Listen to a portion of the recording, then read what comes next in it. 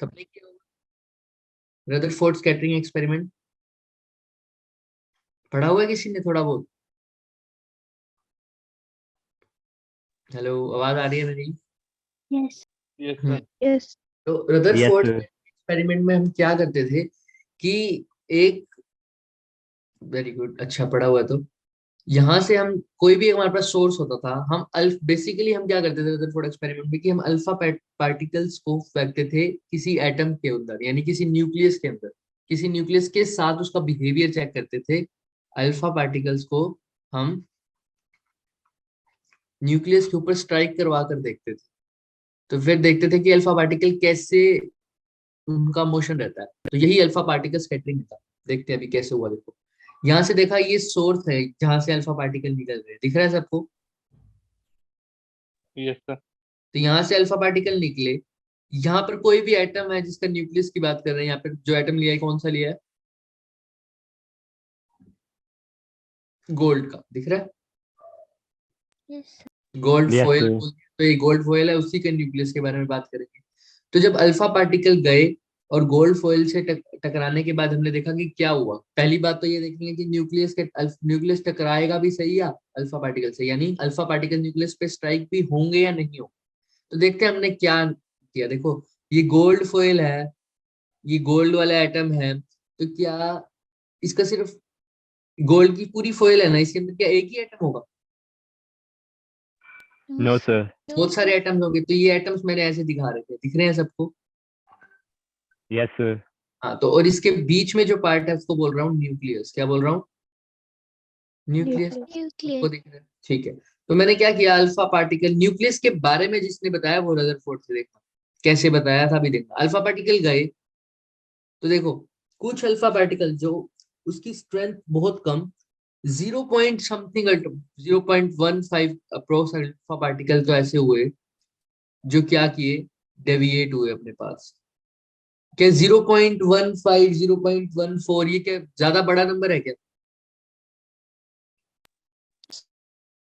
बताओ।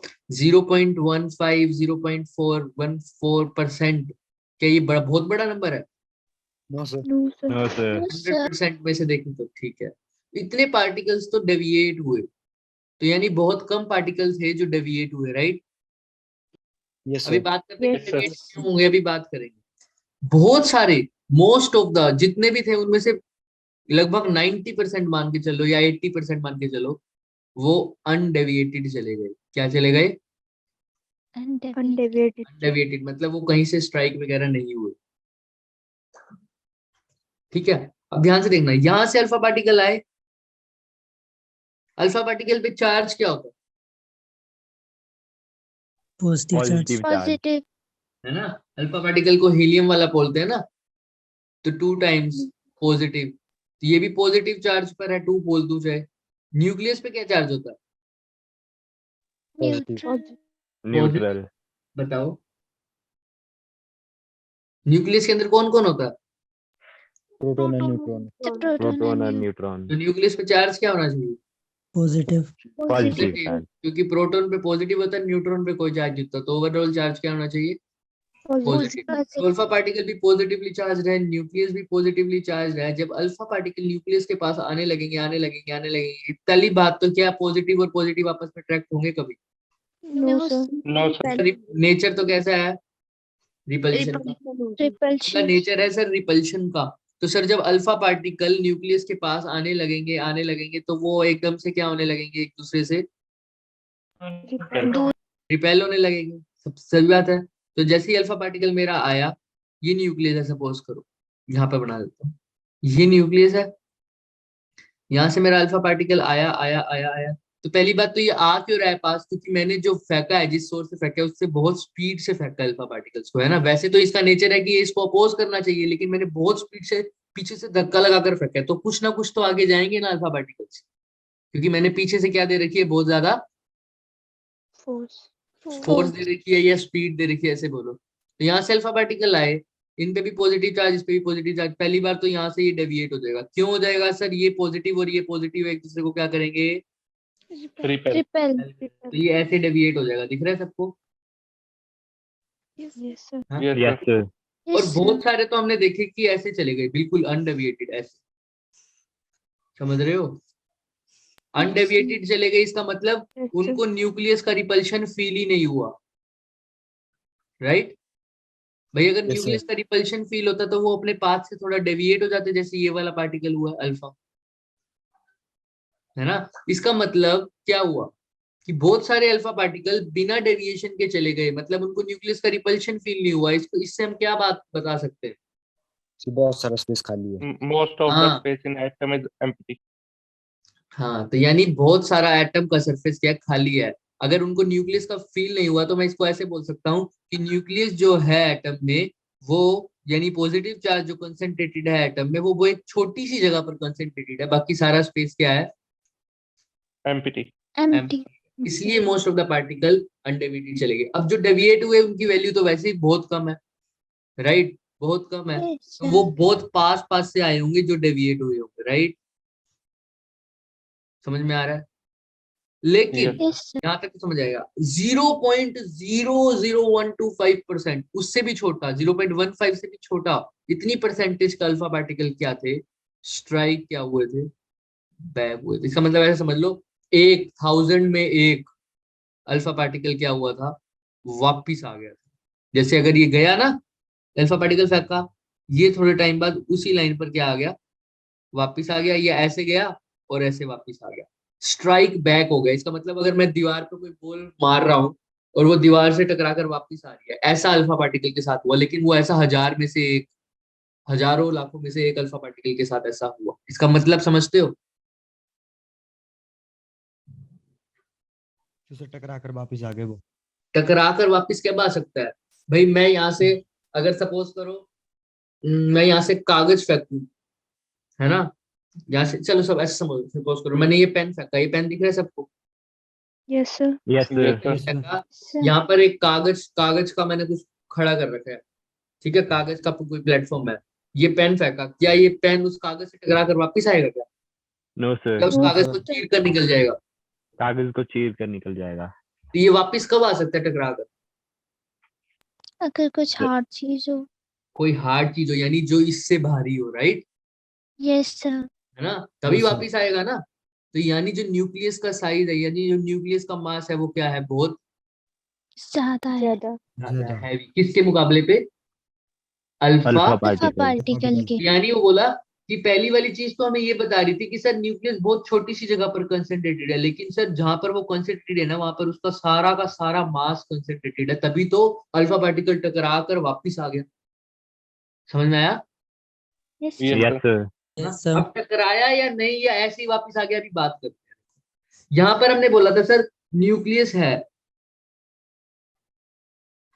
यहाँ पर हमने बोला था सर न्यूक्लियस है, यहाँ पर अल्फा पार्टिकल गया गया गया गया गया गया, ये भी पॉजिटिव चार्ज, ये भी पॉजिटिव चार्ज। सर जैसे ही अल्फा पार्टिकल पॉजिटिव चार्ज के पास जाएगा, इसकी स्पीड बढ़नी चाहिए या घटनी चाहिए? सोच के कम बोलो। होनी चाहिए.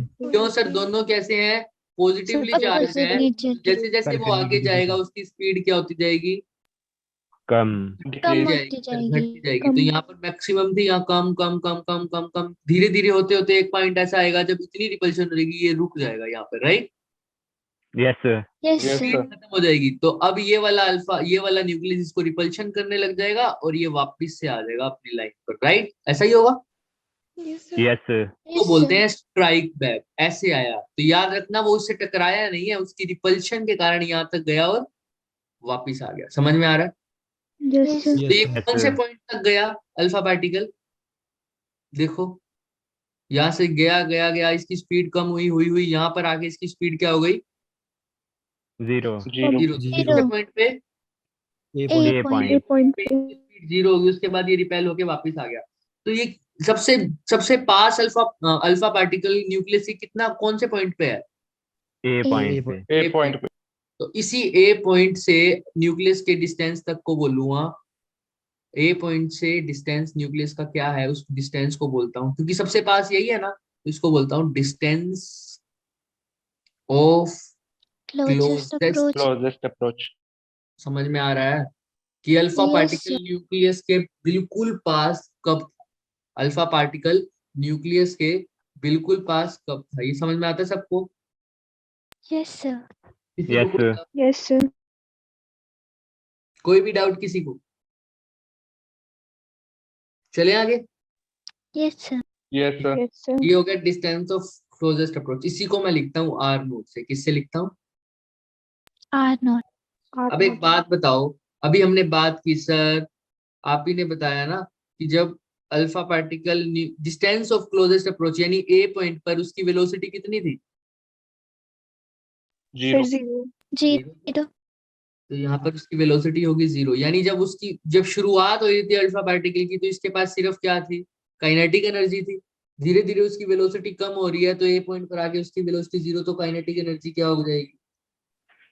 0. Zero. यानी मैं बोल सकता हूँ इसकी सारी की सारी काइनेटिक एनर्जी पोटेंशियल एनर्जी में बदल गई। कहाँ पर? ए point. A A point point पे. पे. बोल सकता हूँ क्योंकि इनिशियली Yes, उसके sir. पास पोटेंशियल एनर्जी Yes, कुछ sir. थी नहीं, सिर्फ काइनेटिक एनर्जी थी। तो काइनेटिक एनर्जी किस में बदल गई? सारी की सारी पोटेंशियल एनर्जी में। तो कोई डाउट यहाँ तक किसी को? बोल दो किसी No, को कोई sir. डाउट हो तो। ये तो आसान चीज है। चले आगे। तो sir Yes, sir. At point A kinetic energy is converted into potential potential energy. Energy. Kinetic energy का Potential फॉर्मूला, energy. अगर मैं काइनेटिक एनर्जी को ई लिखता हूँ सिर्फ, पोटेंशियल एनर्जी कौन सी? यहाँ पर अल्फा पार्टिकल है, यहाँ पर न्यूक्लियस है, दोनों चार्ज है ना? Yes, sir. Yes, कितना sir. चार्ज है अल्फा पार्टिकल पर? होता है 2e। अभी किसी बच्चे ने बोला भी था doubly ionized helium atom, He2 positive alpha particle होता है, right? Yes, yes sir. Yes, sir. sir. पे 2 पॉजिटिव यानी 2e चार्ज है। न्यूक्लियस पे कितना चार्ज है? अब न्यूक्लियस का चार्ज कैसे निकालूं? होता तो पॉजिटिव है लेकिन कितना पॉजिटिव? जितने उस पे नंबर ऑफ न्यूक्लियस पे पॉजिटिव Proton चार्ज होंगे. किसकी वजह से होता है? Protons होंगे. Proton. Number of एक protons. प्रोटॉन पे प्लस है। अगर अल्फा पार्टिकल सॉरी न्यूक्लियस में Z प्रोटॉन्स है तो इसका आंसर क्या होना चाहिए? Z। Z. Yes, sir. समझ में आ रहा है? Yes, Yes, sir. sir. अब हमने पोटेंशियल Z क्या है एनर्जी यहाँ का पर? फॉर्मूला, हाँ बोलो क्या कह रहे हो? तो जेड क्या है यहाँ पर? Number of protons. Z of number of protons. ठीक है, Done, क्योंकि sir. न्यूट्रॉन्स की बात ही नहीं कर रहे, क्योंकि न्यूट्रॉन्स पे चार्ज होता ही नहीं। Done? Done Yes, sir. sir. हाँ, तो देखो पोटेंशियल एनर्जी का इलेक्ट्रोस्टैटिक में फॉर्मूला पड़ा हुआ है K Q1 Q2 अपॉन में R square. R, सिर्फ R। R स्क्वेयर तब होता है जब फोर्स की बात होती है, right? Yes, sir. Yes, sir. तो अब यहाँ पर K Q1 की जगह क्या लिख दूं? 2e लिख दूं क्या? क्योंकि अल्फा पार्टिकल का साइन 2e है चार्ज। और Q2 की जगह Z ही लिख दूं क्या?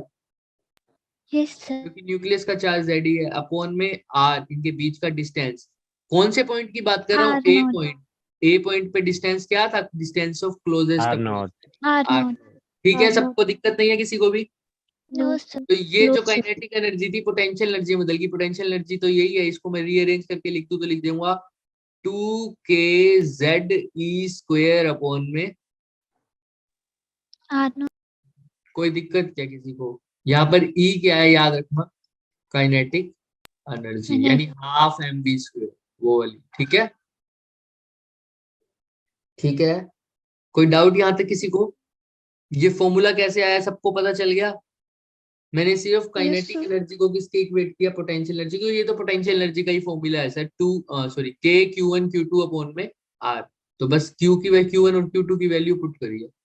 तो ये यही फॉर्मूला यहाँ पर लिख रखा है मैंने R नोट की फॉर्म में। ये किस चीज का फॉर्मूला हो गया? Distance of. Distance of Closest closest approach. approach. Closest इस केस approach. में अगर तुम्हें एनर्जी दे रखी हो, काइनेटिक एनर्जी, तो तुम निकाल नहीं सकते क्या distance of closest approach? Yes. Yes sir. Yes, sir. अब होता है, एक बात आती है, इम्पैक्ट पैरामीटर क्या होता है सर? इम्पैक्ट पैरामीटर किसी को पता है? इम्पैक्ट पैरामीटर क्या होता है? सोच के बोलो। इम्पैक्ट पैरामीटर देखो, इम्पैक्ट पैरामीटर क्या होता है बेटे? जहां से अल्फा पार्टिकल स्टार्ट हुआ, कोई भी अल्फा पार्टिकल पकड़ लो यहाँ, इस अल्फा पार्टिकल, ये alpha particle first, second, third, fourth, fifth, six, seventh. मैं सेकंड वाले की बात करता हूँ, चलो पहले। तो सेकंड वाला अल्फा पार्टिकल, ये सेकंड वाले का अल्फा पार्टिकल इनिशियली यहाँ से स्टार्ट हुआ ना? Yes, sir. Yes, sir. Yes, यहाँ sir. से उसका न्यूक्लियस कौन सा है? ये वाला है ना? Yes, sir. Yes, sir. Yes, sir. Nucleus पे एक लाइन लगा दूं मैं, ये न्यूक्लियस वाली लाइन हो गई, दिख रही है जहां से न्यूक्लियस की सेंटर पास हो रहा है। Yes Yes, sir. Yes, ठीक है, sir. तो अल्फा पार्टिकल का परपेंडिकुलर डिस्टेंस न्यूक्लियस की एक्सिस से, लेकिन कहां पर, जब वो स्टार्ट हो रहा है इनिशियली। इनिशियली अल्फा पार्टिकल, ध्यान से सुनना, इनिशियली अल्फा पार्टिकल का डिस्टेंस, लेकिन कैसा, perpendicular distance Perpendicular. From the nucleus axis. वो कौन बता रहा है, वो क्या, उसका नाम क्या होता है, इम्पैक्ट इम्पैक्ट पैरामीटर। Parameter. समझ में आ रहा है? इसका मतलब सीधा सीधा समझो कि इनिशियली अल्फा पार्टिकल और न्यूक्लियस के बीच में कितना डिस्टेंस है, लेकिन वो डिस्टेंस कैसा है, परपेंडिकुलर। समझ में आ रहा है? Perpendicular. अच्छा, फर्स्ट का अगर ड्रॉ करूंगा तो कुछ ऐसा नहीं करूंगा क्या, ध्यान से देखना। फर्स्ट का ड्रॉ कर रहा हूँ, फर्स्ट अल्फा पार्टिकल का, तो इनिशियली वो यहाँ है, उसका न्यूक्लियस ये रहा, तो न्यूक्लियस के बिल्कुल पास में ही है ना, देखो क्या कुछ, क्या परपेंडिकुलर डिस्टेंस है फर्स्ट का न्यूक्लियस के परपेंडिकुलर, 0। 0, क्योंकि वो लाइन किसी पे कौन से पे एक्ट कर रहा है, दोनों पे सेम ही लाइन है ना, न्यूक्लियस Yes, एक्सिस। Yes, ये अल्फा sir. पार्टिकल की लाइन और जो न्यूक्लियस की सेंटर वाली लाइन है, दोनों एक कोइंसाइड कर रही है, तो परपेंडिकुलर डिस्टेंस क्या हो गया, 0, क्योंकि उसी लाइन Zero. पे एक्ट कर रहा है। कोई दिक्कत? No, No, sir. sir. ठीक है, कर लोगे अब सब। Yes, sir. अगर Yes, मैं sir. यहाँ पर एक Yes, अल्फा sir. पार्टिकल बना रहा हूँ, सपोज करो ये अल्फा पार्टिकल है मेरा, ये ऐसे गया, तो इसका परपेंडिकुलर डिस्टेंस कैसे देखोगे, यहाँ पर सर एक क्या करूंगा, सबसे पहले तो न्यूक्लियस की एक लाइन खींचूंगा सर, ये दिख रहा है, ये न्यूक्लियस की लाइन हो जाएगी, Yes, sir. दिख रही है सबको ये न्यूक्लियस की line. Sir Yes, sir. sir. इससे परपेंडिकुलर डिस्टेंस अल्फा पार्टिकल का, ये इसका क्या हो गया, impact parameter. Impact Impact parameter. ये सर parameter. पढ़ क्यों रहे हैं सर, इम्पैक्ट पैरामीटर, उसको बारे में भी देख, ठीक है, इसके बारे में देखेंगे अभी। यहाँ पर बच्चे, अब डिस्टेंस ऑफ क्लोजेस्ट अप्रोच सबको समझ में आ रहा है, Yes, sir. Yes, Yes, sir. sir. ठीक है। देखो ये अल्फा पार्टिकल था, सॉरी ये न्यूक्लियस था, यहाँ पर एक अल्फा पार्ट, ये न्यूक्लियस की एक्सिस हो गई, यहाँ से एक अल्फा पार्टिकल आया मान लो, तो अल्फा पार्टिकल ये तो अनडेविएटेड चला गया, क्योंकि ये बहुत दूर है न्यूक्लियस से, तो इसका इम्पैक्ट पैरामीटर कुछ ये होगा। Yes, sir. Yes, कोई sir. दिक्कत? No, sir. No, sir. चलो Yes, sir. दूसरा निकालते हैं, ये अल्फा पार्टिकल आया,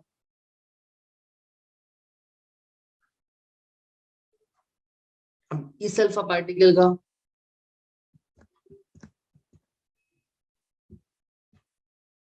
एक सेकंड रुकना,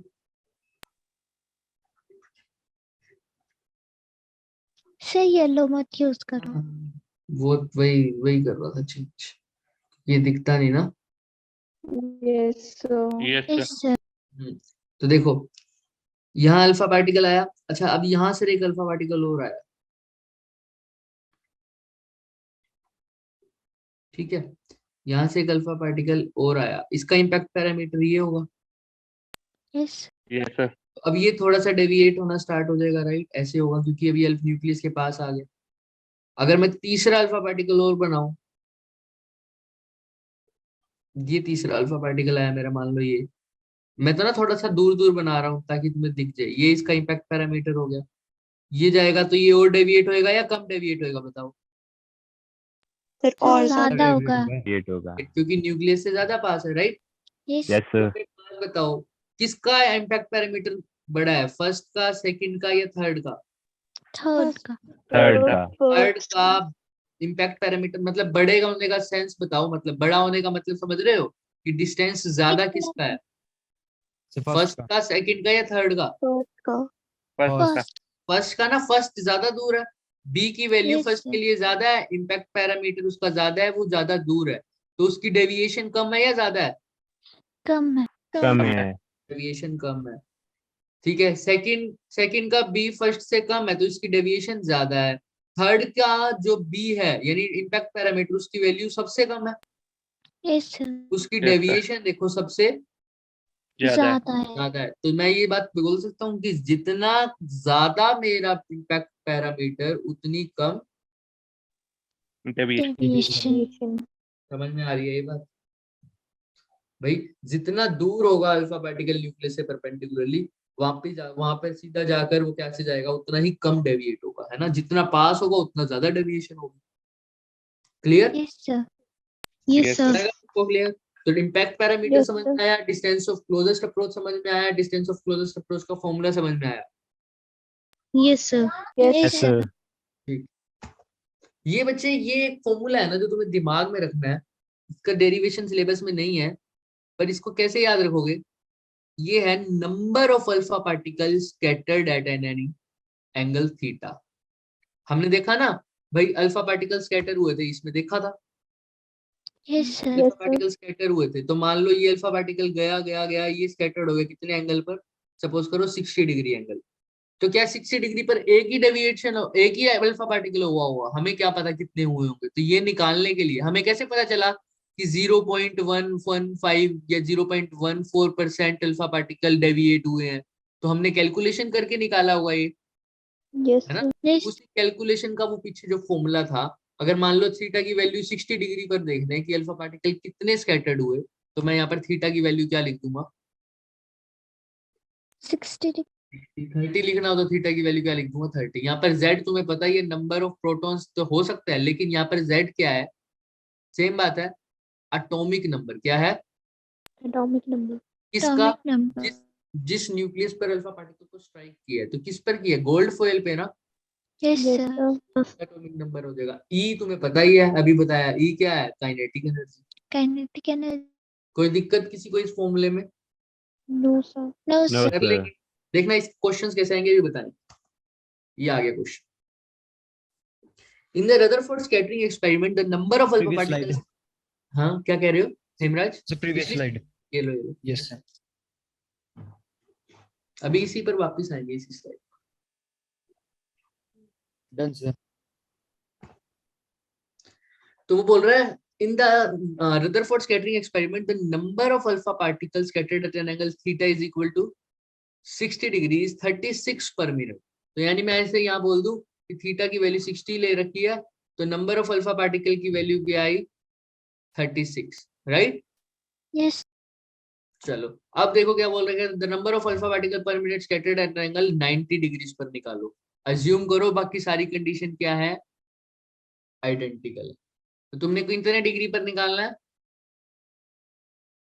90 90 डिग्री। degree. तो 90 डिग्रीज पर कैसे निकालोगे, समझाओ। थीटा इज इक्वल टू 60 पर गिवन है, थीटा इज इक्वल टू 90 पर निकालना है, कैसे करोगे सर? ये तो मेरे को रिलेशन पता ही है सर, बाकी सब कुछ सेम है, यानी z भी सेम है और e भी क्या होगा, E. Same. क्योंकि इसने बोल रखा है, देखो हमने तो कुछ लिखा ही नहीं, इसने ही लिखा है assume all other conditions to be identical, यानी बाकी सब कुछ क्या है, सेम है। Identical. Same. तो z भी सेम होगा सर, e भी सेम होगा, तो मैं इसका ऐसे नहीं निकाल सकता सर, पहले 60 के लिए गिवन है ना, तो n थीटा की जगह क्या लिख दूं, 60। तो z स्क्वायर की वैल्यू तो कुछ भी हो, मेरे को कोई फर्क नहीं पड़ता। साइन की 4 थीटा बाई 2 क्या लिख सकता हूँ सर, 60 बाई 2 60 by यानी 30 e का 30। स्क्वायर, ठीक है। ऐसे ही n 90 पर निकालना हो तो क्या लिख दूंगा सर, z स्क्वायर साइन की पावर 4, यहाँ पर क्या आएगा 45. 40 45. e का स्क्वायर, क्योंकि 90 बाई 2 होता है 45। अब इन दोनों इक्वेशन को डिवाइड नहीं कर सकता क्या, Yes, sir.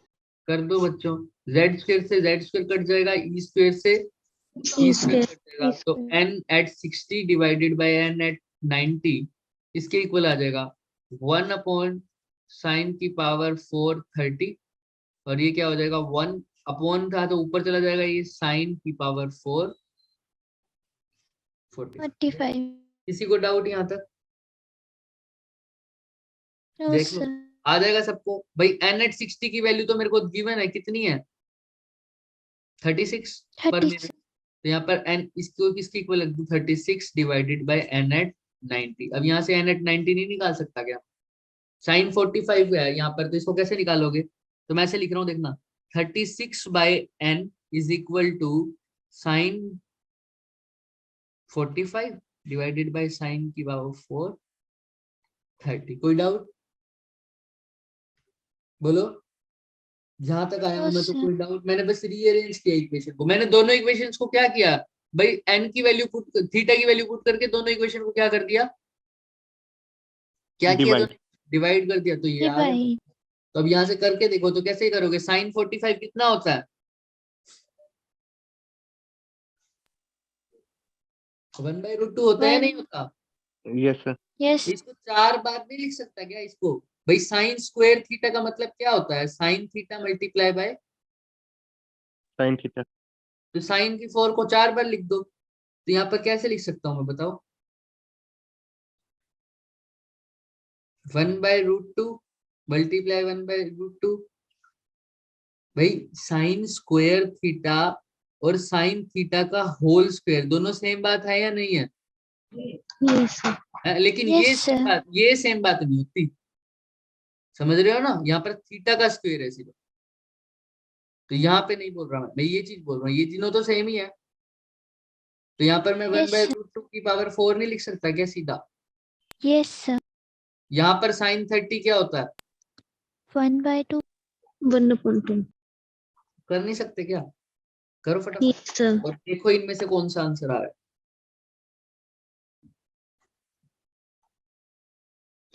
याद रखना अभी ये किसकी वैल्यू आएगी, इंस की रेशियो आएगी, ये पूरी n की वैल्यू नहीं आई, n की वैल्यू कब आएगी सर, जब इसको इससे 36 से डिवाइड कर दोगे इस पूरे आंसर, समझ में आ रहा है। यस चाहो तो इसको अपोजिट रिवर्स करके भी करो, फटाफट आंसर निकालो, कैलकुलेटर है मेरे पास, मैं भी तुम्हारे साथ साथ करूंगा, जल्दी जल्दी करो देखते हैं।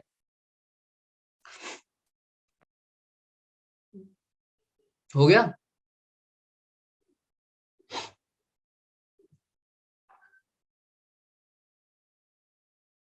ये ऐसे भी कर सकते हो ना बच्चों, इसको रिवर्स भी कर सकते हो।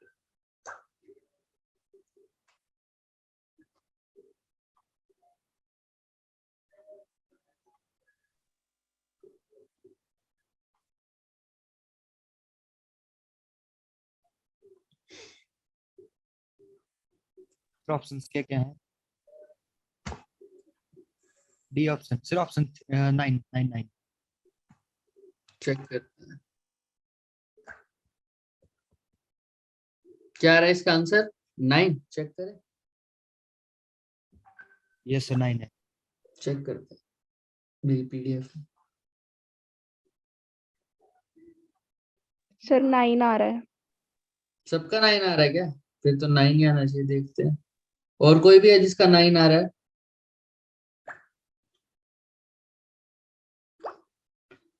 कितना दे रखा है, 36 दे रखा है ना मैंने। इसका आंसर है बच्चों करेक्ट, 9 आ रहा है। कर लोगे सब, जिसको नहीं आ रहा Yes. उसको सोल्व कराएं क्या, बता दो अगर कोई चाहता है तो सोल्व कराने के लिए।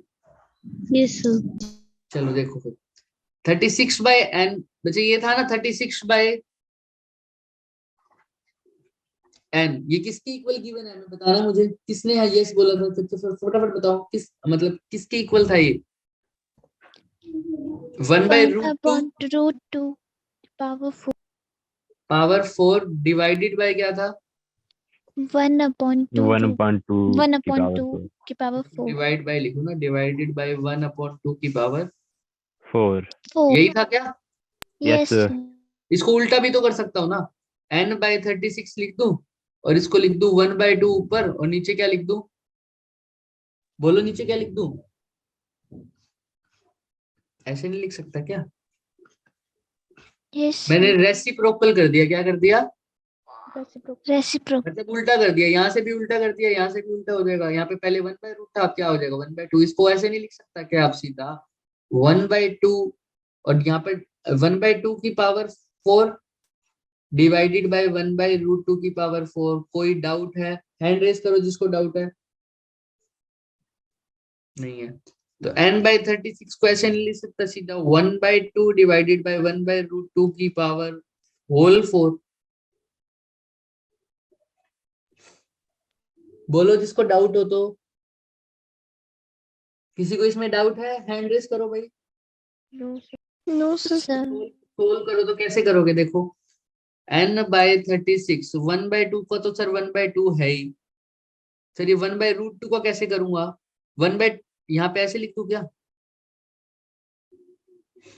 अच्छा सर 1/2 को क्या लिख दूं, √2 × √2 लिख दूं, और √2 ऐसा ही है सर, √2 से √2 कट गया, इनकी पावर क्या थी 4। 4 तो कर दो इसको अब सोल्व।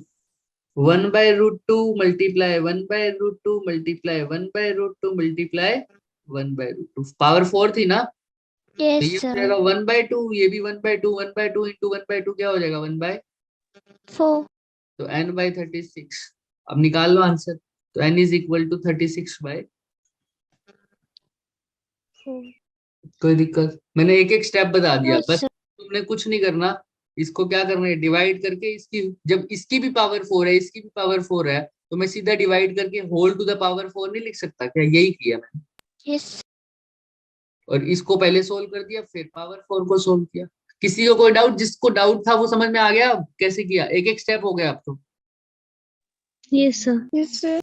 तो इसका आंसर क्या लिख दे भाई 9। किसी को 9 डाउट है तो हैंड रेस कर लो भाई, फटाफट हैंड रेस करो, चलो ठीक है। अब इलेक्ट्रॉन ऑर्बिट्स की बात क्या करता है वो ध्यान से सुनना, मैं बताना चाहूंगा, यहाँ पर देखो ध्यान से। इसका इलेक्ट्रॉन ऑर्बिट्स में ना हम एनर्जी वगैरह निकालते हैं, बट वो ज्यादा इंपॉर्टेंट है नहीं अभी के लिए, क्योंकि ये एनर्जी वाला जो फॉर्मूला हम निकालेंगे ना वो बोहर के पोस्टुलेट से निकालेंगे ना, वो ज्यादा इंपॉर्टेंट है हमारे लिए, पर इसको समझ में आना चाहिए तुम्हें, तो ठीक है कर लेते हैं।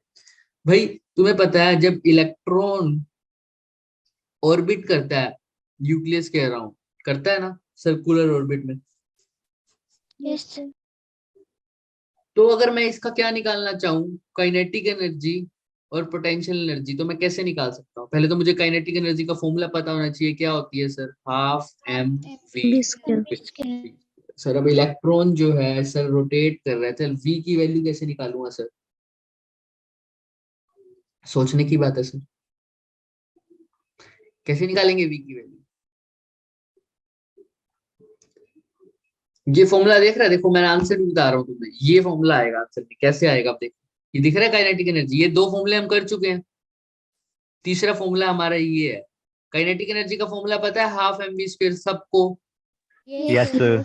ये हो गया m, ये हो गया सर। लेकिन सर इलेक्ट्रॉन जो ऑर्बिट करता है सर, वो कौन से सर्कुलर पाथ में ऑर्बिट कर रहा है, ये हम कर चुके हैं। सर्कुलर पाथ में ऑर्बिट करने के लिए सर इसको कौन सी एनर्जी चाहिए होती है, कौन सी फोर्स चाहिए, सेंट्रीपिटल फोर्स चाहिए होती है। तो ये सर फोर्स जो है, लेकिन यहाँ पर इनके बीच में लग कौन सी फोर्स रही है दोनों के बीच में, force of attraction yes Yes, sir. की वैल्यू क्या होती है सर, k² अपॉन में r R. आर स्क्वेयर, क्योंकि फोर्स है ना, अब फोर्स है, समझ Yes, में आ रहा है। sir. जब Yes, sir. Potential Yes, energy की बात हो तब k² अपॉन r होता है, अब तो फोर्स है। तो सर q, अब इसकी वैल्यू कैसे पुट करूं सर, mv² अपॉन में r। सर q कैसे पुट करूंगा सर, पहले q कौन है अब यहाँ पर, न्यूक्लियस। तो न्यूक्लियस पे चार्ज कैसे निकालता था सर, कितना होना चाहिए तुम बताओ, पिछले उसमें किया है अभी टॉपिक में, न्यूक्लियस का चार्ज Number of कैसे, protons. Number of protons. Number of proton into का एक का इलेक्ट्रॉनिक चार्ज, तो Ze तो न्यूक्लियस पे चार्ज हो गया।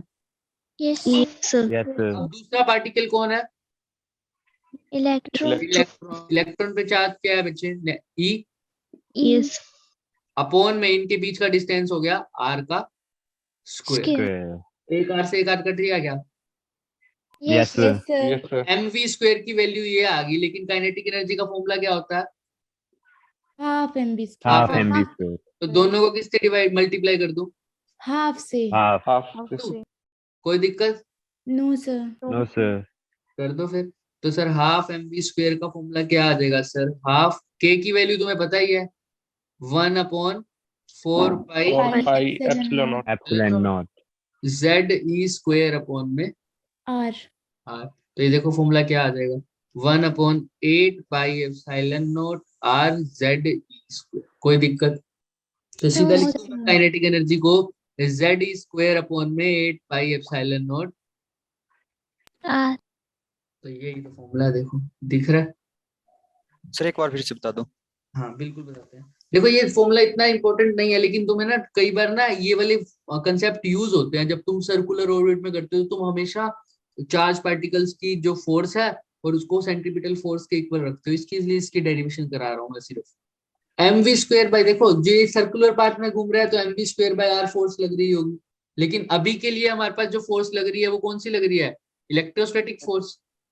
यस तो हमको पता लगा क्योंकि ये सर्कुलर ऑर्बिट में घूम रहा है, तो इस घुमाने वाली फोर्स तो हमेशा कौन सी होती है? सेंट्रीपिटल फोर्स होती है, लेकिन लग इलेक्ट्रोस्टैटिक फोर्स रही है, तो इसका मतलब जो इलेक्ट्रोस्टैटिक फोर्स है सर, वही इसको क्या प्रोवाइड कर रही है?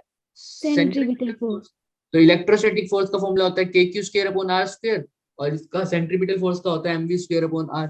सर mv²/r kq²/r, इस r से r काट दिया सर मैंने, तो ये किसका फॉर्मूला बन जाता है? सिर्फ mv² का। लेकिन काइनेटिक एनर्जी के लिए तो किसका फॉर्मूला चाहिए?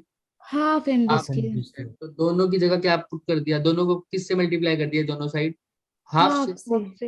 से। तो हाफ mv² तो ये हो गया, ये हो गया काइनेटिक एनर्जी, और इधर हाफ से मल्टीप्लाई किया और k को खोला तो क्या आ गया? 1/4 पाई एप्सिलॉन नॉट। तो देखो 1/4 × 2 क्या हो गया? 8 पाई एप्सिलॉन नॉट z²/r। तो काइनेटिक एनर्जी का फॉर्मूला आ गया z²/8 pi epsilon naught r। कोई doubt? No no sir sir. Done अगर हाइड्रोजन की बात करूं तो z की वैल्यू, 1 होगी। 1 तो ये सिर्फ फॉर्मूला बन जाएगा e²/8 पाई एप्सिलॉन नॉट। कोई डाउट? No sir. चलते हैं। अब यहाँ पर दूसरा फॉर्मूला है सर ये तो हो गया अब काइनेटिक का। दूसरा फॉर्मूला किसका है बच्चे? Potential energy. पोटेंशियल एनर्जी का तो मैं कर ही चुके हैं। पोटेंशियल एनर्जी पे कैसे करोगे सर? वैसे ही करेंगे जैसे पहले करते थे सर। एक इलेक्ट्रॉन रिवॉल्व कर रहा है ना सर, न्यूक्लियस के अराउंड कर रहा है। पोटेंशियल एनर्जी का फॉर्मूला भी पढ़ के आए हैं सर,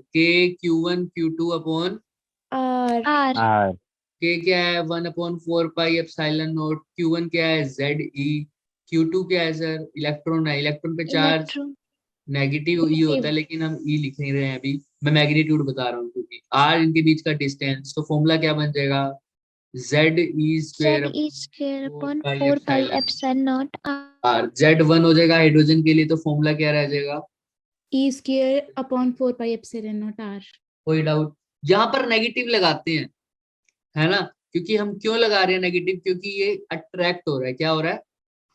अट्रैक्ट अट्रैक्ट हो रहा है। पोटेंशियल एनर्जी नेगेटिव होती है। क्यों पोटेंशियल एनर्जी नेगेटिव होती है? क्योंकि हम इनफाइनाइट में पोटेंशियल एनर्जी की मैक्सिमम वैल्यू कितनी मान रखी है हमने?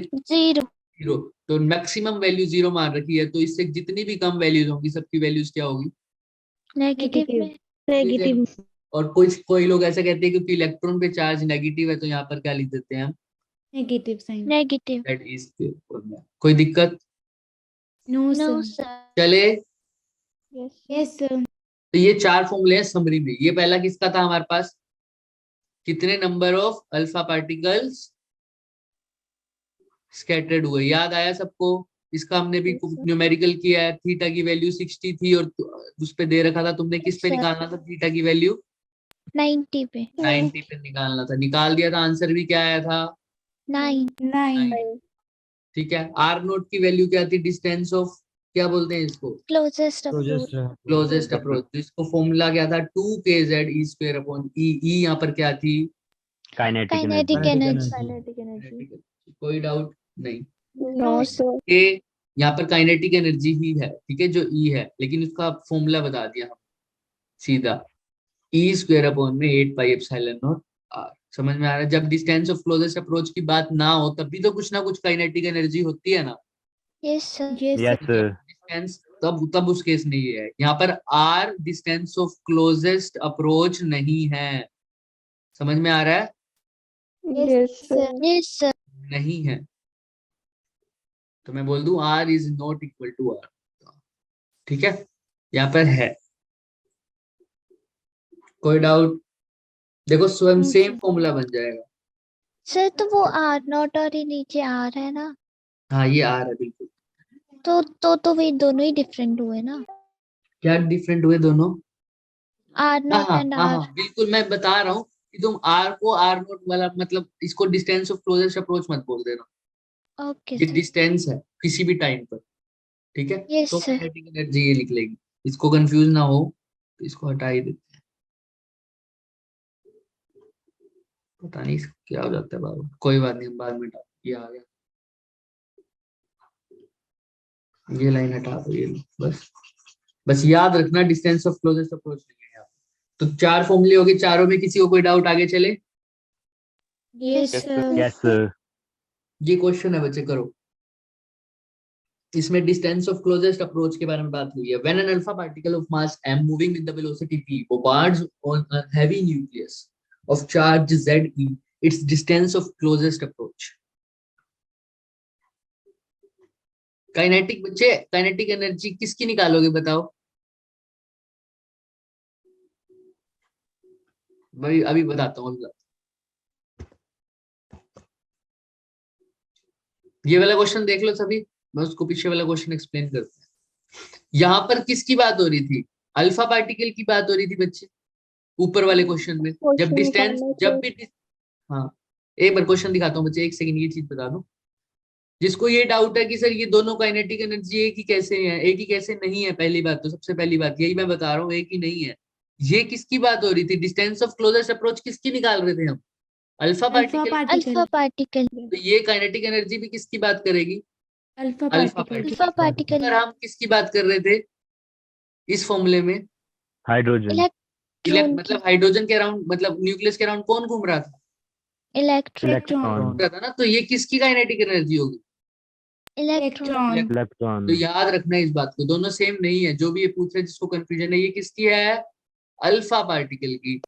और ये किसकी है? इलेक्ट्रॉन की. इलेक्ट्रॉन. कोई डाउट किसी को? No sir. कभी मैं बोल रहा हूँ आर नोट और आर को सेम मत ले लेना, आ जाएगा डाउट. मतलब जिसने पूछा था क्वेश्चन क्लियर है उसको? Yes sir. ओके, ये रहा क्वेश्चन, करो.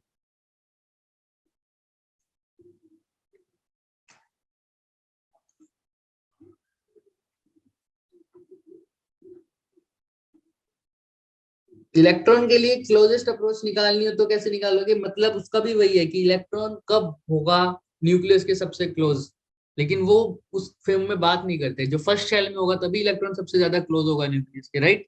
Yes sir. लेकिन उसकी बारे में बात नहीं करते उतनी ज्यादातर, क्योंकि अल्फा पार्टिकल की ही क्लोजेस्ट अप्रोच की बात.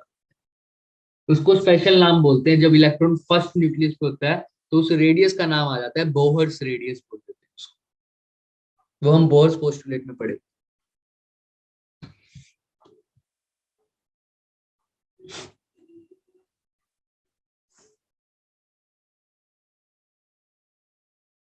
भावना, अच्छा चेक करते हैं बच्चे, अभी चेक करते हैं. एक का आंसर आया है, बाकी सब बताओ. इसका आंसर निकल जाएगा. देखो, डिस्टेंस ऑफ क्लोजेस्ट अप्रोच का फॉर्मूला पता होना चाहिए तुम्हें बस. क्या होता है डिस्टेंस ऑफ क्लोजेस्ट अप्रोच का? भी देखो पीछे मैंने समरी में भी लिखवाया है. 2k z e square divided e. दिख रहा है? 2k r naught is equal to 2k z e square upon m e. तो ये k भी कांस्टेंट है, z भी कांस्टेंट है, e स्क्वायर भी कांस्टेंट है, लेकिन ये e क्या है? काइनेटिक एनर्जी है. Yes sir. रिलेशन पूछा आर नोट एंड v का, यही पूछा कि वेलोसिटी पे कैसे डिपेंडेंट है. देखो यस सर. तो यहाँ पर इस फॉर्मूले में पूरे में वेलोसिटी दिख रही है कहीं? No sir. लेकिन यहाँ पर काइनेटिक एनर्जी है. इसी काइनेटिक जगह. एनर्जी के फॉर्मूले में वेलोसिटी आती है ना? यस सर Yes, आती sir. है. ऐसे लिख सकता R ऊपर वाले सब कांस्टेंट है, तो मैं एक बार के लिए उसको लिख देता हूँ कुछ भी x. नीचे क्या रह जाएगा? एनर्जी Half की mv mv square. तो हाफ एम की कांस्टेंट है, तो ये सब कुछ कांस्टेंट है. तो आर नोट किसके इनवर्सली प्रोपोर्शनल हो रहा है? b square की B first square option.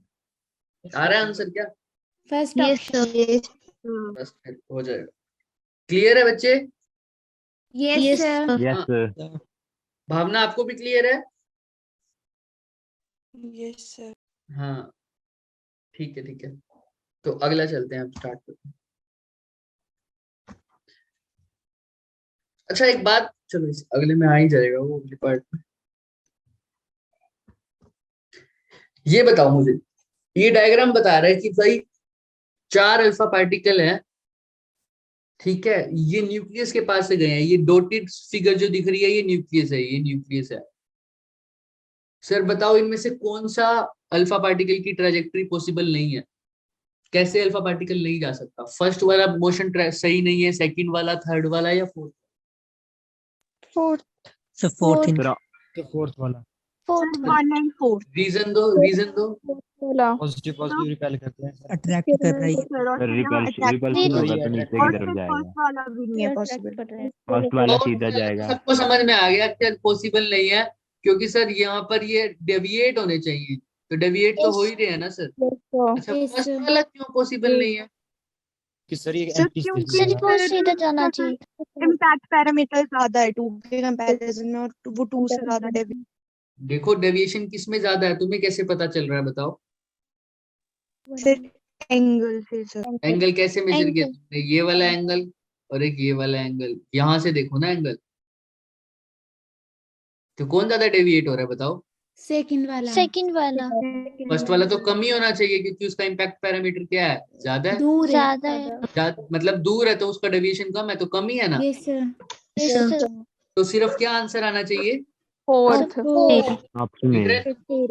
Yes yes sir. Yes, sir. कोई doubt? No sir. No sir. No, sir. तो यहाँ पर हमारा खत्म होता है रदरफोर्ड। रदरफोर्ड में जो इंपॉर्टेंट फॉर्मूले थे वो समझ में आ गए, Yes. Yes sir. कैसे सब कुछ समझ में आ गया ना। चलो Yes, sir. Yes, sir. अब शुरू होता है हमारा बोहर। बोहर पहले तो इससे बात करते हैं कि रदरफोर्ड ने क्या नहीं बताया था बच्चे। रदरफोर्ड ने क्या नहीं बताया था और जो बोर्ड्स ने बताया था।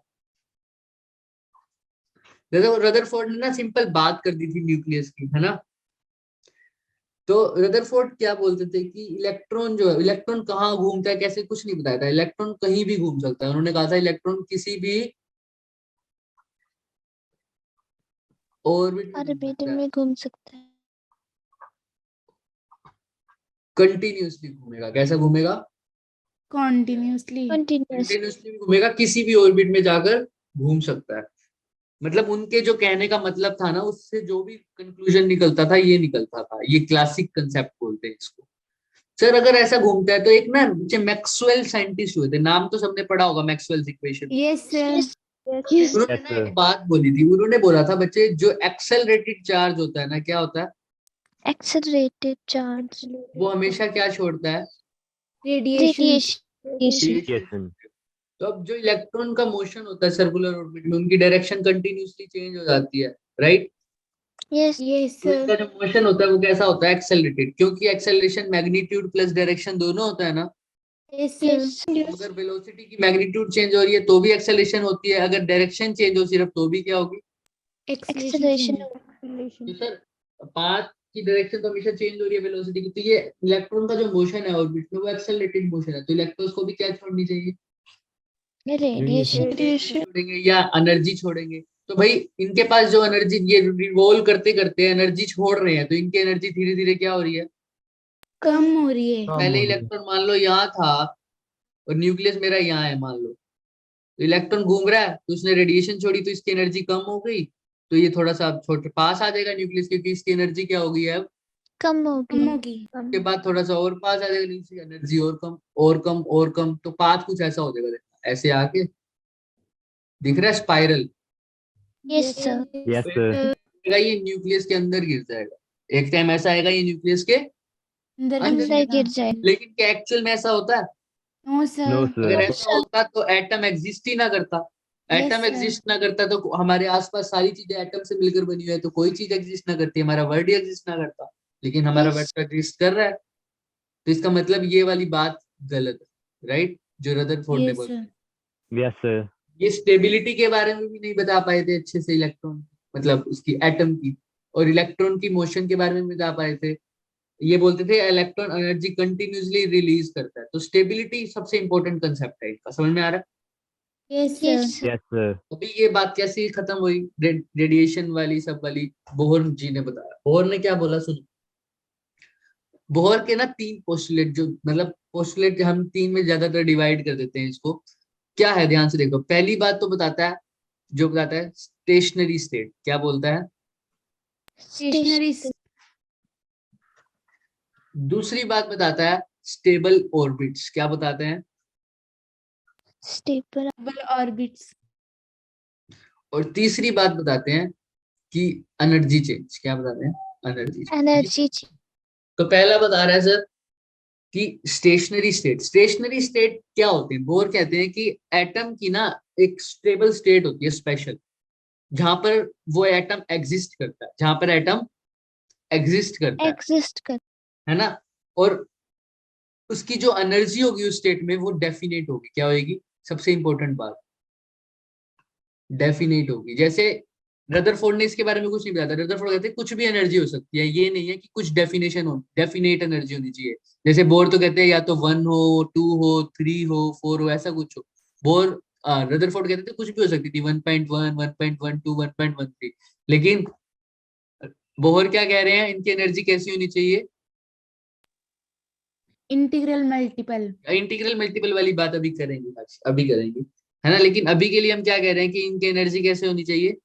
डेफिनेट डेफिनेट होनी चाहिए, है ना। वो इंटीग्रल मल्टीपल वाली बात ठीक है, लेकिन वो अभी इसके अंदर आएगी सेकंड पोस्टुलेट में। तो एनर्जी कुछ डेफिनेट होनी चाहिए, और इलेक्ट्रॉन जो एटम है वो एक पर्टिकुलर स्टेट में एग्जिस्ट करता है। उस स्टेट का नाम क्या बोल दिया? Stationery state. याद रखना, क्या बोलेंगे? Stationery state.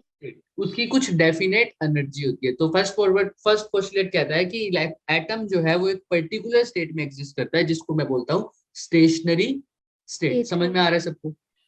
Yes sir. अब सेकंड sir. पोस्टुलेट साक्षी वाली बात। साक्षी क्या कह रहे थे? यही बता रहे थे, देखना कि सर अब इलेक्ट्रॉन्स की जो बात रदरफोर्ड ने बीच में छोड़ दी थी, उन्होंने क्या बोला, कह रहे हैं जैसे एटम की बात होती है ना, वैसे ही इलेक्ट्रॉन की भी बात होती है। सर इलेक्ट्रॉन जो है ना वो रदरफोर्ड तो क्या कहते थे, किसी भी ऑर्बिट में जा सकता था, राइट? Yes sir. लेकिन बोर ने क्या बोला कि इलेक्ट्रॉन जो है ना बच्चे, वो किसी ऑर्बिट में नहीं रह सकता, वो भी किसी डेफिनेट, किसी स्पेसिफिक ऑर्बिट्स में रहेगा, सिर्फ किसी स्पेसिफिक ऑर्बिट में, थोड़े बहुत किन्हीं स्पेसिफिक ऑर्बिट्स में रहेगा। उनका एक रूल होगा कि उन ऑर्बिट्स का नाम दे दिया इन्होंने स्टेबल ऑर्बिट्स। क्या बोल दिया? स्टेबल इलेक्ट्रॉन्स कहीं पर भी नहीं रह सकता किसी भी ऑर्बिट में। इलेक्ट्रॉन सिर्फ उन्हीं और किन्हीं पर्टिकुलर ऑर्बिट्स में रहेगा, और उन ऑर्बिट्स का नाम क्या बोल दिया बच्चों? स्टेबल। लेकिन अब स्टेबल ऑर्बिट्स पहचानूंगा कैसे? तो स्टेबल ऑर्बिट्स वो ऑर्बिट्स हैं जिनके लिए एंगुलर मोमेंटम कैसा हो? NH/2 पाई। अब इसको कैसे समझते हैं? सर जो एंगुलर मोमेंटम आएगा ना स्टेबल ऑर्बिट्स का, वो n क्या है यहाँ पे? इंटीजर है कोई, क्या है? Integer. Angular momentum stable orbits का क्या होगा? इंटीग्रल मल्टीपल किसका? H/2 पाई का। H/2 का क्या होगा? Integral multiple. अब कैसे समझोगे? देखो, अगर मैं तुमसे बोलूं कि इलेक्ट्रॉन एक ऑर्बिट में रिवॉल्व कर रहा है जिसका एंगुलर मोमेंटम क्या है उस ऑर्बिट में, ध्यान से सुनना, फॉर विच द एंगुलर, देख लो यहाँ पर, for which the angular momentum is some integral multiple. तो उसमें जो उसका मोमेंटम आ रहा है वो यहाँ पे आ रहा है हमारे पास, सपोज करो 3H/2 पाई। तो तुमसे मैं पूछूं कि सर ये क्या स्टेबल ऑर्बिट है या नहीं है? Yes sir. Yes sir. क्यों है स्टेबल ऑर्बिट? क्योंकि ना Integral इसमें जो n है ना वो इंटीग्रल मल्टीपल है। देखो हमने, हाँ बिल्कुल सही, हमने जो L की वैल्यू पढ़ी थी वो NH/2 पाई पढ़ा था, यस सर। और जो मैंने तुम्हें क्वेश्चन में दिया है उसकी वैल्यू क्या है? 3H/2 पाई। तो इन दोनों को कंपेयर करो तो n की वैल्यू क्या आ रही है? 3। 3 इंटीजर है क्या नहीं है? Yes sir. तो यहाँ पे n की वैल्यू क्या है? इंटीग्रल मल्टीपल है H/2 पाई का, तो ये ऑर्बिट कैसा है? स्टेबल। Stable orbit. ऑर्बिट में वैल्यू है 3/2 H/2 पाई। वैल्यू होनी चाहिए n की 1 2 3 4 5 ऐसे। तो बताओ, अब मैंने जो ऑर्बिट बोला वहां पर एंगुलर मोमेंटम की वैल्यू है 3/2 H/2 पाई, तो क्या ये स्टेबल ऑर्बिट होगा? No sir. कैसे नहीं होगा? क्योंकि ये फ्रैक्शनल में दी गई है। हाँ, क्योंकि अब L को सोल्व करो, क्या आएगा? 1.5 H/2 पाई। Yes sir. लेकिन n की वैल्यू यहाँ पर, फिर n की वैल्यू क्या हो जाएगी? 1.5। लेकिन हमको n की वैल्यू क्या होनी चाहिए थी बोर के अकॉर्डिंग? 1 2 3 4 5 6 ऐसा होना चाहिए। लेकिन ये तो फ्रैक्शन में आ गई, पॉइंट्स पे आ गई, तो ये एग्जिस्ट नहीं करेगा। यानी इलेक्ट्रॉन इस ऑर्बिट में जहां पर एंगुलर मोमेंटम की वैल्यू क्या है? 3/2 पाई, यहाँ पर एग्जिस्ट नहीं करेगा।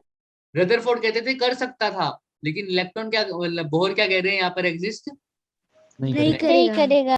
जिस ऑर्बिट्स में एंगुलर मोमेंटम की वैल्यू इंटीग्रल मल्टीपल हो h/2 पाई की, वही ऑर्बिट में इलेक्ट्रॉन एग्जिस्ट करेगा, और उन्हीं ऑर्बिट्स का नाम बोल दिया हमने stable orbit. Stable orbit. Stable orbit. किसी को doubt? No sir. No sir. Sir ये दो चीजें हो गई, लेकिन एक स्टेबल ऑर्बिट की ना खास बात होती है जो इसमें नहीं बता रही, ध्यान से सुनना। स्टेबल ऑर्बिट्स में जब इलेक्ट्रॉन मूव करता है ना, बोहर ने एक कंडीशन दे दी। ये देखो, ये जो पोस्टुलेट होते हैं ना, वो बोहर ने अपनी ऑब्जर्वेशन दी है, अपनी ऑब्जर्वेशन करी, उसने चीजों के बारे में सोचा और उसने अपने पोस्टुलेट दे दिए। अगर ये पोस्टुलेट हमारी एक्सपेरिमेंटल वैल्यूज को सही स्थापित कर रहे हैं, उससे सारा कुछ लॉजिक सेटिस्फाई हो रहा है, तभी हम बोहर के मॉडल को क्या करते हैं, एक्सेप्ट करते हैं। रदरफोर्ड ने जो पोस्टुलेट दिए थे, उससे जो हमारा, उसने तो जो पोस्टुलेट दिए थे उसके हिसाब से तो हमारा वर्ड ही एग्जिस्ट नहीं करना चाहिए था, राइट? Yes sir. तो उसको हमने रिजेक्ट कर दिया। अब इनके पोस्टुलेट को हम देख रहे हैं, तो बोहर ने ना एक कंडीशन दी स्टेबल ऑर्बिट्स की। ये तो बता दिया कि L = Lh/2 पाई होना चाहिए वहां पर, लेकिन एक चीज और बोली कि जब स्टेबल ऑर्बिट्स में इलेक्ट्रॉन घूम रहे हैं ना, तो उनकी जो वो कोई भी रेडिएशन एमिट नहीं करता। नहीं करते। तो अगर एमिट नहीं कर रहे रेडिएशन, तो उसी ऑर्बिट में घूमते रहेंगे वो, उनकी एनर्जी यस कम, सर। उनकी एनर्जी कम नहीं होगी। नहीं होगी। तो पाथ स्पाइरल नहीं होगा। पाथ स्पाइरल नहीं होगा तो इलेक्ट्रॉन न्यूक्लियस के अंदर जाके नहीं गिरेगा और एटम एग्जिस्ट कर जाएगा। समझ में आ रहा है? Yes yes sir. Sir. Yes sir. तो स्टेबल ऑर्बिट्स में उनकी एनर्जी कांस्टेंट है। अभी के लिए तुम इतना ही याद रखो। तो अभी के लिए तो इलेक्ट्रॉन कांस्टेंट एनर्जी से रिवॉल्व कर रहे हैं। इसकी Yes, अपनी sir. एनर्जी है, इसकी अपनी है, इसकी अपनी है, इसकी एनर्जी है अपनी है, ठीक है। जो लेकिन जो एक स्टेट में है वो एनर्जी क्या है, कांस्टेंट है। इस स्टेट में एनर्जी डिफरेंट है, इन दोनों स्टेट में डिफरेंट है, लेकिन इस पर्टिकुलर स्टेट में एनर्जी क्या है, फिक्स्ड है। कांस्टेंट। इस पर्टिकुलर में भी कांस्टेंट, इस पर्टिकुलर में भी कांस्टेंट। कोई doubt? No sir. No sir. No sir. तो समझ में आ गया सर।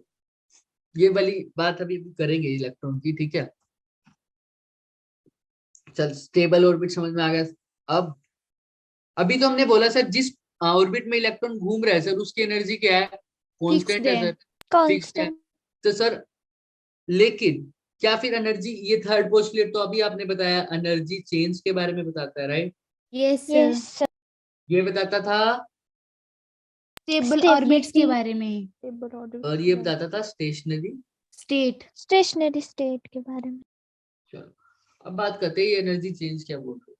सर देखो, इलेक्ट्रॉन जहां पहले घूम रहा था वो सपोज करो ये वाली स्टेट थी, ये वाले, ठीक है, ये न्यूक्लियस है, ये फर्स्ट ऑर्बिट है, ये सेकंड ऑर्बिट है। इलेक्ट्रॉन पहले यहाँ था, ठीक है, घूम रहा था। तो मैं इनको ऐसे बना दूं, ये फर्स्ट ऑर्बिट की एनर्जी लेवल, ये सेकंड ऑर्बिट की एनर्जी लेवल, ये थर्ड ऑर्बिट की एनर्जी लेवल, ये फोर्थ, ये ऐसे ऐसे चलता रहा है, ठीक है।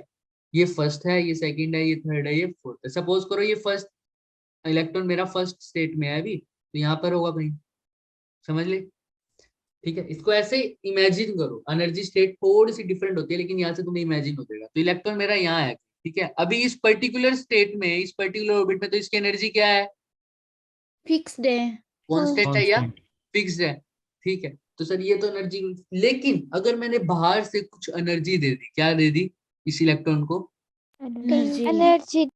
तो अब क्या इसकी एनर्जी सेम, इस मतलब पहले तो मान लो इस स्टेट में एनर्जी रखने के लिए कितनी एनर्जी होनी चाहिए इलेक्ट्रॉन की, लगभग 13.6 वोल्ट, ठीक है, मान लो इतनी है, ठीक है, कोई दिक्कत। लेकिन या तुम इसको, ये 13.6 तो एक्चुअल वैल्यू होती है, हम इसको हाइपोथेटिकल मान लेते हैं। सपोज करो 10 यूनिट्स, ठीक है, कितनी होनी चाहिए, 10 यूनिट्स। यहाँ पर इसकी वैल्यू होनी चाहिए सपोज करो 12 यूनिट्स, यहाँ पर इसकी होनी चाहिए 14 यूनिट्स, यहाँ पर इसकी होनी चाहिए 18 यूनिट्स, मान लो यहाँ पर इसकी मान लो 15 यूनिट्स, ऐसे है, ठीक है। तो अब मैंने इसको ना एनर्जी दे दी बाहर से, कितनी एनर्जी दे दी मैंने, 2 यूनिट्स की एनर्जी दे दी। कितनी एनर्जी दे दी, 2 यूनिट्स। तो यहाँ पर रहने के लिए तो इसके पास एनर्जी कितनी होनी चाहिए थी, 10 यूनिट। लेकिन मैंने तो इसको 2 यूनिट्स की एनर्जी और दे दी ना। तो अब क्या ये इस स्टेट में रह पाएगा, no no sir. Sir. Excite हो जाएगा सेकंड वाले में। समझ में आ रहा है? तो इलेक्ट्रॉन Yes, की अब sir. एनर्जी क्या हो गई, चेंज हो गई या नहीं होगी, यस सर। Yes, sir. यही बता रहा है। और कितनी चेंज हुई है, 2 2 यूनिट। वो 2 यूनिट्स, इन दोनों के बीच का गैप नहीं है, यस सर। Yes, sir. यही इस ऑर्बिट ने बता रखा है, इस वाले पोस्टुलेट ने, कि electron in an atom can move from lower energy level to a level of Higher. Higher Higher energy. First से सेकंड पे गया by absorbing the appropriate energy. कितनी एनर्जी को एब्जॉर्ब किया है? 2 units. सिमिलरली अगर ऊपर से सेकंड पे होता, अब नीचे जाना है तो कितनी एनर्जी को लूज कर देता? 2 units को Two lose units. करते units को इसने यही बोला है। Similarly an electron can jump from higher energy level to a lower energy level by losing the losing appropriate energy. appropriate और energy. ये एनर्जी कितनी होनी चाहिए जो इन दोनों के बीच का 2 units. डिफरेंस है? 2 units. यहाँ पर Difference 12 होगा। था, यहाँ पर 10 था, तो डिफरेंस कितना हो गया? 2 unit. तो उसने यही बताया द एनर्जी एब्जॉर्ब्ड और loss is equal to the difference Difference between energy their of two two energy. energy levels. समझ में आ रहा है? हायर में से Yes, लोअर को क्या कर दिया? माइनस। हायर हमारी 12 यूनिट्स थी, लोअर कितनी थी? 10 10 यूनिट। units. तो चेंज इन एनर्जी कितना आ गया? 2 2 units. units. 2 units. कोई दिक्कत? No, No, कोई no, दिक्कत sir. नहीं है? No, sir. ठीक है, तो ये हमारा हो गया बोहर पोस्टुलेट। तो बोहर के तीनों पोस्टुलेट समझ में आए? Yes, sir. ठीक है, चलो बढ़िया। तो अब हम अपना स्टार्ट करेंगे लॉज ऑफ मोशन। यहाँ तक किसी को कोई डाउट है तो बताओ। No, sir. No, ठीक है, तुम्हारा बस बोहर्स का पोस्टुलेट रह गया है और इसके थोड़े अब इसके क्वेश्चंस करेंगे उसके बाद हम। ठीक है, ये Yes, स्पेक्ट्रल सीरीज वाला बोहर्स के मॉडल में ही आ जाता है ये पूरा। बोहर्स के मॉडल के बाद हम इसके क्वेश्चंस करके इसको छोड़ देंगे, खत्म। ठीक है, फिर हमारा न्यूक्लियर स्टार्ट होगा। ओके, कल जाके इसको, आज जाके इसको रिवाइज करना थोड़ा सा। एटम वाला चैप्टर हम अपनी नीट की नेक्स्ट क्लास में पढ़ेंगे बच्चे। अब तो एक्स्ट्रा क्लास स्टार्ट होगी ना? Yes. yes, Yes, Yes, sir. ठीक है, तो 2 मिनट का या 5 मिनट का रेस्ट ले लो, फिर हम स्टार्ट करते हैं फटाफट। yes, sir. फिर स्टॉप करके एटम्स वो सॉरी लॉज ऑफ मोशन की पीपीटी Laws of